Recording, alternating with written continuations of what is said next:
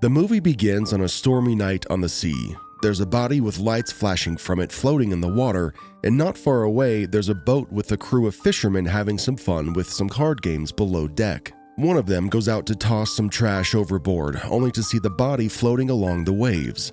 He alerts the others on the boat, so they join hands to pull the body on board, fearing that the guy's most likely already dead. However, things change quickly when they realize that the man is actually still alive, so they call their doctor on the boat and he gathers his equipment, hoping to save the victim's life. The crew carries the man below deck where the doctor begins his operation, and the moment he turns the unconscious man on his stomach, he's shocked to see multiple bullet wounds on his back. He carefully removes the tiny bullets from his body, and upon closer inspection, he finds an unusual scar on the man's hip. Out of curiosity, he opens the scar and uncovers a tiny metallic object which fascinates him. He then takes out his magnifying glass to get a closer look at the strange device, and that's when things get crazy, because all of a sudden it projects digits that appear to be a foreign bank account number. While the doctor is still trying to wrap his head around all of this, the man who was supposed to be unconscious suddenly gets up and attacks him.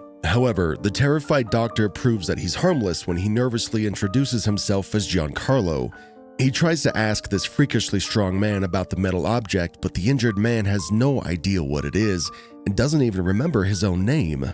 Eventually, he lets go of Giancarlo as he slowly passes out again, feeling extremely exhausted. Elsewhere, at the CIA headquarters, a man named Daniel informs his superior, Alexander Conklin, that their assassination attempt on Wombosi, an exiled African dictator, has failed. Meanwhile, back on the fishing boat, the nameless man is on a path to recovery, and he helps the rest of the crew despite the loss of his memories and identity. He's desperate to figure out the truth of his past, and Giancarlo assures him that he'll remember everything with time. The next morning, the boat arrives at the docks and Giancarlo kindly gives the nameless man some cash to get by. The man gets off the boat and enters the foreign city with only a little money and the tiny laser that was extracted from his hip. At this point, he's literally the most confused wanderer on Earth because he has no clue who he even is. However, he decides to do something about his situation, so he follows the most obvious clue and rides a train to Zurich. There, he sleeps in a park in the freezing cold, but he's confronted by two police officers asking to see his ID. As you can imagine, that's a very big problem for him right now, so he tries to explain his dilemma. Not surprisingly, the cops don't believe a word of what he's saying, so they try to arrest him. But all of a sudden, this nameless man turns into some kind of skilled ninja to easily knock them out. After wiping the floor with the officers, he's very shocked at what he just did, so he does what any of us would do after beating up a cop.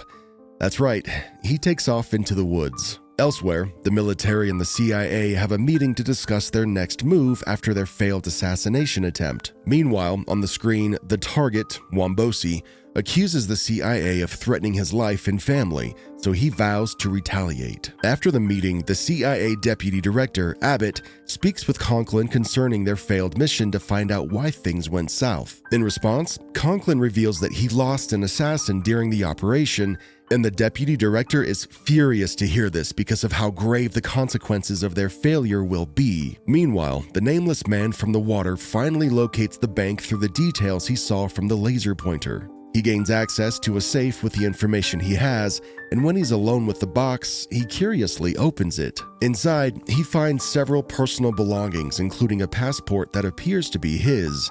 He determines that his name is Jason Bourne, and as he keeps looking, he finds a hidden compartment underneath the box, where he uncovers a stash of cash and more guns. However, this is where things get tricky because he also finds many more passports, all bearing different names, so once again, he has no idea who he really is. Overwhelmed by the array of aliases in the box, he quickly takes out all the cash and other belongings, leaving behind the guns. Jason tries to exit the bank as quietly as possible, but the bank manager watches him suspiciously before calling someone on the phone. Back outside on the streets, Jason becomes more desperate to unravel the mysteries of his past, but that's when he suddenly notices prying eyes all around him. He sees many officers scouting the area and he realizes that he's being monitored, so he tries to disappear into the shadows like the teenage